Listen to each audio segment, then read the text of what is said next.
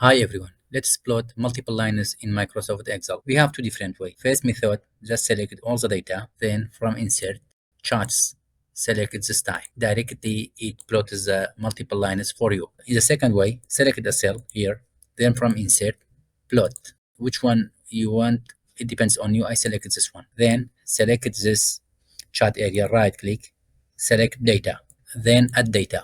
For serious name, just select it. For example, I want to plot between column 1 and column 2.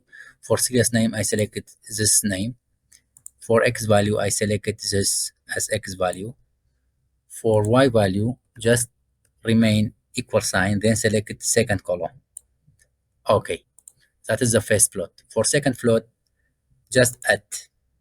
For serious name, I selected this title. For X value, again, I selected first column.